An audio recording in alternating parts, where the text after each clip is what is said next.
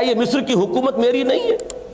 وَهَٰذِهِ الْأَنْهَارُ تَجْرِي مِن تَحْتِي، اور یہ سارا اریگیشن سسٹم جو ہے یہ سب میرے کنٹرول میں ہے، میں جس کو چاہوں پانی دوں، جس کو چاہوں نہ دوں، یہ میرا اختیار مطلق ہے۔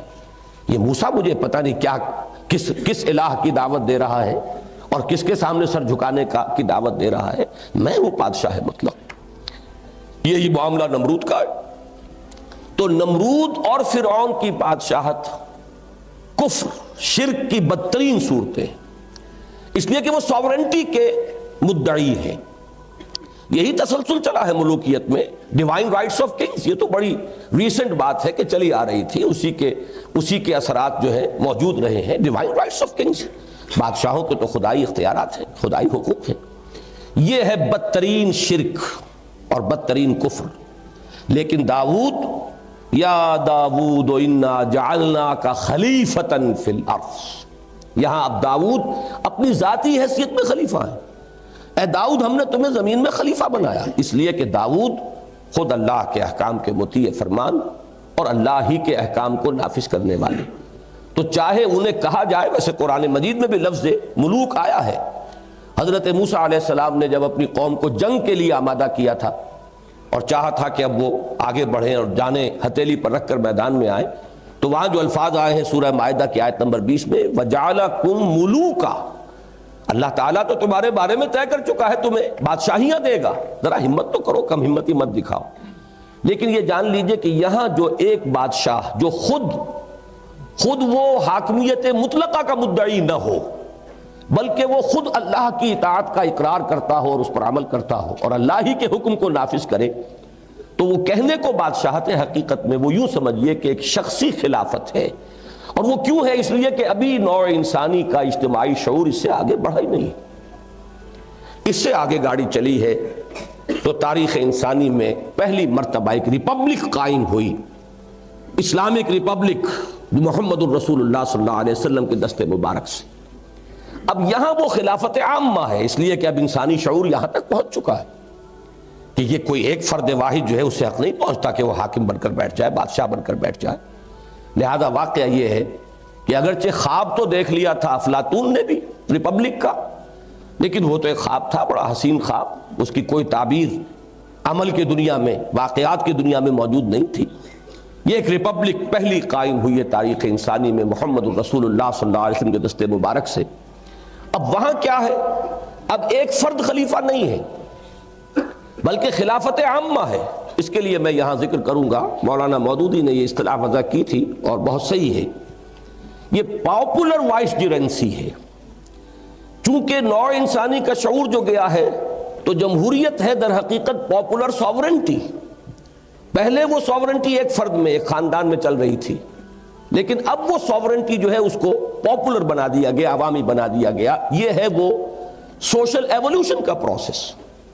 اس کے ساتھ ہی خلافت کا معاملہ جو ہے، جیسے جیسے ایک انسان بچپن سے اوپر جوانی کے طرف چلتا ہے، جسم بڑھتا ہے تو کپڑے بھی بدلتے ہیں اس کے، وہ پرانے کپڑے اس کے جسم پر نہیں آئیں گے، اسے بڑے کپڑے بنانے پڑیں گے۔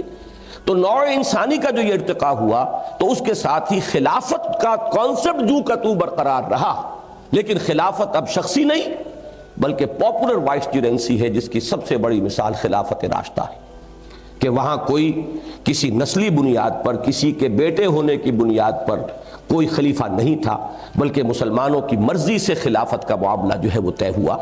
اور جیسے ہی وہ بات بدلی اور ایک خاندانی معاملہ آیا، امت نے طے کر دیا کہ اب خلافت راشدہ کا دور ختم ہوا، اب یہ دوسرا دور ہے جو شروع ہو گیا ہے۔ یہ تو بہرحال سمجھنا غلط ہے کہ بالکل ہی خاتمہ ہو گیا اسلام کا، لیکن یہ کہ کم سے کم یہ ماننا پڑتا ہے کہ ایک سیڑھی سے نیچے اتر آیا ہے ہمارا معاملہ۔ اب وہ جو پاپولر وائسجرنسی کا معاملہ تھا اور لوگوں کی مرضی سے صاحب امر کا انتخاب یا تعین ہونا تھا، وہ بات چلی گئی، تو ہم ایک سیڑھی نیچے آ گئے، زوال سے دو چار ہوئے۔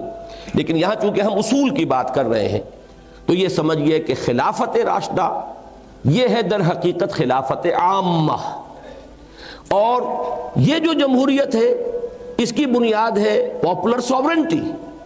یہ بدترین کفر ہے اور بدترین شرک ہے، لیکن یہ کہ یہ اسلام کے اندر یہ پہلو اب اس ارتقاء کے عمل سے آ جائے گا کہ خلافت شخصی نہیں بلکہ خلافت عوام بن جائے گی۔ اس کو بلکہ علامہ اقبال کے ایک شعر کے حوالے سے میں واضح کروں. ابلیس کی مجلس شورا میں غالباً کسی مشیر نے یہ کہا ہے، ابلیس کے مشیر نے، ہم نے خود شاہی کو پہنایا ہے جمہوری لباس، جب ذرا آدم ہوا ہے خود شناس و خود نگر. اب یہ انسان چونکہ اس کے اندر احساس ہو رہا ہے اپنے حقوق کا، اپنے مقام کا، خود شناس ہے، اپنے آپ کو پہچان رہا ہے، خود نگر ہے، اپنے حقوق کی حفاظت کرنا اس کا احساس اس میں پیدا ہو گیا ہے. تو ہم نے یہ کیا ہے، میں اس کو یوں کہا کرتا ہوں کہ ٹنوں گندگی جو ایک انسان کے سر پر رکھی ہوئی تھی، ایک انسانی حاکمیت کا مدعی فرعون بنا بیٹھا ہے، ہم نے اس گندگی کو تقسیم کر دیا ہے. ہم نے خود شاہی کو پہنایا ہے جمہوری لباس. اب یہ تولا تولا تمام انسانوں میں تقسیم کر دی. گندگی وہی ہے، یعنی انسانی حاکمیت کا نظریہ. یہی شرک ہے، یہی کفر ہے. اصل کیا ہے؟ ڈیوائن سوورنٹی اور انسان کے لیے خلافت. اور خلافت اسلام میں خلافت راشدہ میں آنے کے بعد، خلافت اسلام ہی میں، جبکہ ابھی نوع انسانی عہد طفولیت میں تھی، وہ بادشاہت کی شکل میں خلافت تھی، یعنی حضرت داؤد اور حضرت سلیمان علیہ السلام کی. لیکن جب نوع انسانی نے اپنے اس سیاسی ارتقاء کے شعور کے عمل کو یہاں تک پہنچا لیا ہے، تو جب دین کی تکمیل ہوئی ہے، الیوم اکملت لکم دینکم واتممت علیکم نعمتی ورضیت لکم الاسلام دینا، تو وہ تکمیل ہوئی ہے اس شکل میں کہ اب یہ پاپولر وائس جرنسی ہے، یہ عوامی خلافت ہے، کسی شخص واحد کی نہیں. چوتھا اصول، جو مختلف اصطلاحات ہمارے ہاں پولیٹیکل سائنس میں عام ہیں اور لوگوں کی زبان پر بھی ہیں، ان میں مختلف، ڈیموکریسی ہر شخص آج واقف ہے، اس لیے کہ اس کی بنیاد ہے پاپولر سوورنٹی پر. مونارکی، بادشاہت، ایک فرد کے پاس حاکمانہ اختیارات. ایک تیسری اصطلاح ہے کہ جس کی بڑی شدت سے نفی کی قائد اعظم نے بھی، اور جس کی شدت کے ساتھ نفی اور بھی مسلمان مفکرین نے کی ہے. اس کی وجہ یہ ہے کہ ایک تصور ہانٹ کرتا ہے انسانی ذہن کو کہ جب بھی سیاست اور ریاست کے معاملے میں مذہب کا ذکر آئے گا تو شاید کوئی پاپائیت کا نظام قائم ہو جائے گا، تھیوکریسی، جس سے کہ فطرت انسانی ابا کرتی ہے. انسان کا اجتماعی ضمیر اور اجتماعی ذہن اسے قبول کرنے کے لیے تیار نہیں ہے. تو قائد اعظم کے وہ جملے بھی کہ اسلام تھیوکریسی نہیں ہے، صحیح ہے، 100% درست ہے. لیکن یہ کہ پھر ذرا بات کو سمجھنے کی کوشش کریں کہ پھر مذہب کا جو اس کے اندر پیوند لگتا ہے وہ کس حوالے سے لگتا ہے. یہ اگر تھیوکریسی نہیں اور اصولی اعتبار سے ڈیموکریسی بھی نہیں، اس لیے کہ یہاں پاپولر سوورنٹی نہیں ہے. تھیوکریسی کیا ہے کہ ایک مذہبی طبقہ اختیارات کا مالک بن جائے. میں یہ سمجھتا ہوں کہ اس کی غالباً کامل مثال تو ایک ہی ہے دنیا میں جو رہی ہے، شاید اور کہیں نہیں ہے. یہ ہے صرف پاپائیت کا نظام. اور اس کا اصل جو سبب بنا اس کو پہچان لیجئے، اس سے بات جو ہے سمجھ میں آ جائے گی. یہ چیز اکثر لوگوں کے سامنے نہیں ہے. وجہ کیا ہوئی؟ یہ بدترین نظام پاپائیت کا، جس کا تصور کر کے اب بھی مغرب کے لوگ کانپ جاتے ہیں کہ کبھی ایسی بربریت اور ایسی وحشت اور ایسی تاریکی بھی، ڈارک ایجز کہتے ہیں وہ اپنے اس دور کو، یہ ہمارے اس خطہ ارضی کے اندر یہ بھی تھا. اس کا سبب یہ بنا کہ حضرت مسیح علیہ السلام یہ کہہ کر گئے تھے صراحتاً، Don't think I have come to destroy law. Saint Matthew میں سرمن آف دا ماؤنٹ کے اندر بڑی وضاحت کہ یہ جو قانون ہے، شریعت موسوی، یہ تم پر لاگو رہے گی. اس لیے کہ بائبل میں، نیو ٹیسٹمنٹ میں کوئی شریعت ہے ہی نہیں، کوئی احکام ہے ہی نہیں. وہ اخلاقی تعلیمات ہیں، حکمت پر مبنی ہے. قرآن مجید بھی کتاب کا لفظ استعمال کرتا ہے تورات کے لیے اور انجیل کے لیے حکمہ، وہ ایک وزڈم ہے. اس لیے کہ یہودیوں نے قانونیت پر اتنا زور دے دیا تھا کہ جو اصل جو اس کی حکمت تھی وہ ان کے نگاہوں سے اوجھل، باطنی جو روح تھی شریعت کی وہ ان کے ہاں سے بالکل غائب ہو گئی تھی. لہٰذا حضرت مسیح علیہ السلام نے سارا زور اخلاق پر دیا ہے، باطنی بصیرت و حکمت پر دیا ہے، اور وہ بات صاف کہہ دی کہ جہاں تک قانون کا تعلق ہے وہی شریعت موسوی تم پر لاگو رہے گی. لیکن سینٹ پال نے بیک جنبش قلم شریعت کو ساقط کر دیا، قانون نہیں رہا. اب یہ موجودہ کرسچینٹی عجیب ہے کہ اس کے پاس کوئی قانون نہیں، کوئی شریعت نہیں، اس میں کوئی شے حرام نہیں، کوئی چیز واجب نہیں، کوئی فرض نہیں. وہ جو میں نے کیٹیگریز گنوائی تھی، فرض سے لے کر حرام تک، یہ 8 کیٹیگریز، وہاں سرے سے کوئی ہے ہی نہیں. یہ خلا جو پیدا ہوا وہ کون پر کرتا اسے؟ اس کو پر کیا پھر مذہبی طبقے نے. پوپ کے ہاتھ میں اختیار آ گیا, وہ جس چیز کو بائی ڈیکری, جیسے کہ مارشل لا ایڈمنسٹریٹر جو چاہے آرڈیننس نافذ کر دے, اس کو تو کسی نہ پارلیمنٹ کے سامنے وہ جواب دہ ہے نہ کسی عدالت عالیہ کے سامنے جواب دہ ہے. ایسا ہی اختیار مطلق پوپ کے ہاتھ میں آ گیا کہ وہ جس چیز کو کہہ دے کہ یہ حلال ہے وہ حلال ہے, جس کو چیز کو کہہ دے حرام ہے یہ حرام. اسی کو قرآن مجید نے کہا کہ اتخذوا احبارہم و رہبانہم اربابا من دون اللہ, انہوں نے اپنے راہبوں اور اپنے علماء کو اللہ کے سوا معبود بنا لیا ہے, رب بنا لیا ہے. اور بہت ہی عمدہ واقعہ ہے وہ کہ حضرت عدی ابن حاتم رضی اللہ تعالی عنہ, حاتم طائی جو مشہور سخی انسان گزرے ہیں, ان کے صاحبزادے عیسائی تھے, یہ ایمان لے آئے. اب قرآن مجید کو پڑھتے ہوئے جب اس آیت پر پہنچے تو انہیں اشکال ہوا کہ ہم نے تو کبھی اپنے ان علماء کو, احبار اور رہبان کو خدا تو نہیں مانا. تو ڈرتے ڈرتے عرض کیا حضور سے کہ حضور یہ بات کو سمجھ میں نہیں آ رہی, ہم نے تو انہیں خدا نہیں مانا. تو آپ نے فرمایا کیا یہ صحیح نہیں ہے کہ جس چیز کو وہ حلال کہہ دیں تم حلال مان لیتے ہو, جس چیز کو وہ حرام کہہ دیں تم حرام مان لیتے ہو. اس لیے کہ کوئی ڈیوائن کوڈ تو ہے ہی نہیں. ایک تو یہ کہ ڈیوائن کوڈ کی کوئی انٹرپریٹیشن ہو رہی ہے, اس کے حوالے سے کوئی بات کہی جا رہی ہے, اس میں اجتہاد دلیل سے کیا جا رہا ہے. یہاں تو سرے سے خلا ہے, کوئی ڈیوائن کوڈ نہیں ہے, کوئی شریعت نہیں ہے.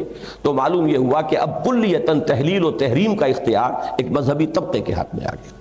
یہ تھی وہ بدترین پاپائیت جس کی جس قدر بھی مذمت کی جائے صحیح ہے, اور اسلام کا اس سے کوئی سروکار نہیں. اب اگر اسلام تھیوکریسی نہیں, اگر اسلام ڈیموکریسی نہیں, اسلام کا سیاسی نظام اگر مونارکی نہیں, تو پھر کیا ہے؟ یہاں بھی پھر میں دوبارہ عرض کروں گا کہ مولانا مودودی نے ایک اصطلاح وضع کی تھی اور میں اسے صحیح سمجھتا ہوں. تھیو ڈیموکریسی, اس میں دو ایلیمنٹس جڑے ہیں, تھیو ڈیموکریسی. لیکن یہاں ہے اصل مسئلہ سمجھنے کا کہ یہ کیسے ایک دوسرے کے ساتھ مربوط ہوں گے. دو حاکمیتیں ٹکراتی ہیں. ڈیموکریسی کا تقاضا ہے absolute sovereignty of the people, لوگوں کو اختیار ہونا چاہیے, جو چاہے قانون بنائے. وہ دو مردوں کی شادی کے لیے جواز کا قانون بنا دے, اختیار ہے انہیں. شراب کو حرام کرنا چاہے حرام کر دے, جیسے کہ پروہیبیشن ایکٹ امریکہ میں ہوا تھا پاس. لیکن جو لوگ اس کو حرام کر سکتے تھے وہی حلال بھی کر سکتے ہیں, جب چاہیں اس کو حلال قرار دے دیں. اختیار کلیتاً عوام کے نمائندوں کے ہاتھ میں. یہ ہے ڈیموکریسی. تھیوکریسی میں اختیار مطلق اور حاکمیت مطلق اللہ کی ہے. تو یہ کیسے ایک دوسرے کے ساتھ ایڈجسٹ ہوں گے, یہ ہے بات سمجھنے کی. اس کو سمجھ لیا جائے تو واقعہ یہ ہے کہ بہت سے جو دوسرے الجھاؤ ہے وہ خود بخود سلجھ جاتے ہیں. اور اس کے لیے میں واقعتاً اپنا جو تاثر ہے اپنے دل کا میں الفاظ میں بیان نہیں کر سکتا کہ نبی اکرم صلی اللہ علیہ وسلم کی ایک حدیث نے کس قدر بات کو کھول دیا ہے. حضور کی حدیث بڑی سادہ حدیث ہے. مثل المومن کمثل الفرس فی اخیتہ, مومن کی مثال اس گھوڑے کی ہے جو ایک کھونٹے سے بندھا ہوا ہے. ایک ہے مادر پدر آزاد انسان, جو چاہے کرے, اس کے اوپر کوئی پابندی نہیں, کوئی حدود نہیں, کوئی قیود نہیں. مومن وہ ہے جو بندھا ہوا ہے. کس چیز سے بندھا ہوا ہے؟ اللہ کے احکام سے بندھا ہوا ہے. اب اسی مثال کو ذرا آگے میں نے پھیلایا ہے. تصور کیجئے کہ ایک گھوڑا ہے اور آپ کے پاس ایک وسیع میدان بھی ہے. آپ یہ بھی چاہتے ہیں کہ گھوڑا جو ہے اس کے پاؤں کھلے, چلے چگے پھرے, لیکن یہ بھی چاہتے ہیں کہ بندھا رہے اور کہیں بھاگ نہ جائے. تو فرض کیجئے کہ 100 گز کی ایک لمبی رسی, 100 گز لمبی رسی سے آپ ایک کھونٹے سے باندھ دیتے ہیں. اس عمل کے ذریعے سے, اس کے نتیجے میں 100 گز ریڈیس کا ایک سرکل وجود میں آ جائے گا جس میں وہ گھوڑا آزاد ہے. وہ دائیں طرف جائے, بائیں طرف جائے, شمال میں جائے, جنوب میں جائے, بیٹھ جائے, لوٹ لگائے, کہیں وہ کھوٹے کے ساتھ اپنا ٹیک لگا لے, کہیں 100 گز تک چلا جائے, اسے اختیار. یہاں وہ فری ہے, اس میں سارا اختیار اس کے پاس ہے. لیکن 101واں گز نہ دائیں طرف آئے گا, نہ بائیں طرف, نہ شمال میں, نہ جنوب میں. 101واں گز اس کی زندگی میں نہیں آ سکتا. یہ ہے آزادی اور پابندی کا ایک امتزاج. ایک آزادی بھی ہے 100 گز نصف قطر کے دائرے کے اندر, لیکن پابندی ہے کہ 100 گز کے اس دائرے سے باہر جانے کا کوئی امکان نہیں. یہی معاملہ ہے مسلمانوں کا معاشرہ, اسلامی ریاست, اسلامک کمیونٹی, اسلامی جو بھی آپ اجتماعیت قائم کریں گے وہ کھوٹے سے بندھی ہوئی ہے. ایک دائرہ کھنچ جاتا ہے احکام شریعت کا, ڈوز اینڈ ڈونٹس، یہ کرو یہ نہ کرو، اللہ اور اس کے رسول کے احکام، اس دائرے کے اندر اندر وہ بالکل آزاد ہے، اور اس دائرے کی یہ حدود جو ہیں اس کو وہ ٹریس پاس نہیں کر سکتا، اس سے آگے نہیں جا سکتا۔ وَمَن يَتَعَدَّ حُدُودَ اللَّهِ فَأُولَٰئِكَ هُمُ الْفَاسِقُونَ، جو لوگ بھی اللہ کی حدود سے تجاوز کریں گے تو پھر وہ فاسق ہیں۔ بلکہ اس میں تو احتیاط کا یہ ہمیں احتیاط کی تلقین کی گئی ہے کہ حدود اللہ کے آخری سرے تک نہ پہنچ جایا کرو، اس لیے کہ اندیشہ ہے کہ ذرا سا پاؤں جو آدمی کا پھسلے تو حدود سے باہر ہی نکل جائے۔ تو لا تقربوا الزنا کہیں آتا ہے تلک حدود اللہ فلا تقربوها، یہ اللہ کی حدود ہے، اس کے قریب بھی مت جاؤ، ذرا فاصلے پر رہو، keep at a safe distance. بلکہ ایک حدیث میں حضور نے اس کو مثال دی ہے کہ ہر بادشاہ کی ایک مخصوص چراگاہ ہوتی ہے۔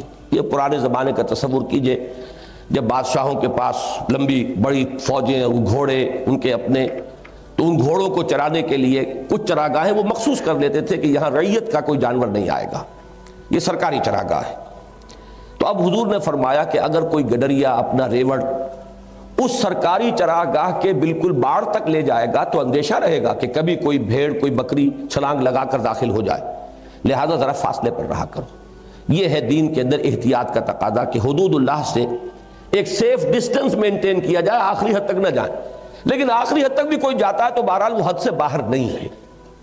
اصل بات سمجھنے کی یہ ہے کہ یہ دو ساورنٹیز یہاں اس طور سے جڑ گئی ہیں، اس دائرے کے اندر اندر عوامی حاکمیت بروئے کار آ سکتی ہے، اور اس یہ دائرہ در حقیقت مظہر ہے خدائی حاکمیت کا۔ اس کی ساری سینکٹیٹی اللہ کے احکام اور اللہ کے نمائندے کی حیثیت سے اس کے رسول کے احکام صلی اللہ علیہ وسلم، وہ سارا تقدس ہے جو اس دائرے کو حاصل ہے، اس سے تجاوز نہیں ہوگا۔ اس کے اندر اندر میں یہ لفظ پہلی مرتبہ استعمال کر رہا ہوں کہ پاپولر ساورنٹی بھی اس کے اندر جو ہے بروئے کار آئے گی، اگرچہ وہ ایک محدود ساورنٹی ہے، وہ حاکمیت محدودہ ہے، اللہ کی حاکمیت مطلقہ ہے، ایبسولوٹ ساورنٹی اللہ کی، لیکن اس اللہ کی ساورنٹی کا چونکہ اللہ ہمارے سامنے اس طرح عیاناً تو موجود نہیں ہے کہ ہر روز اس کا حکم آئے، اب وہ اللہ کا حکم کتاب اللہ اور اللہ کے نمائندے نے اس کی جو بھی شرح کی ہے یا مزید احکام دیے ہیں وہ سنت رسول صلی اللہ علیہ وسلم، ان سے جو بھی دائرہ وجود میں آیا ہے یہ ریپرزنٹ کر رہا ہے یہ ڈیوائن ساورنٹی کو، حاکمیت خداوندی کو۔ لیکن یہ ہے کہ اس کے اندر اندر حاکمیت کے معنی یہی ہے نا کہ آپ کے ہاتھ میں اختیار ہو کہ آپ جو چاہے قانون بنائیں، جو چاہے فیصلے کر لیں۔ تو یہ ان حدود کے اندر مباحات کا دائرہ ہے، اس مباحات میں آپ باہمی مشورے سے، آپ اپنی کثرت رائے سے جو فیصلے چاہے کر لیں۔ اس لیے میں یہاں ایک علمی نقطے کے طور پر قرآن حکیم کی دو آیات میں جو بظاہر تضاد نظر آتا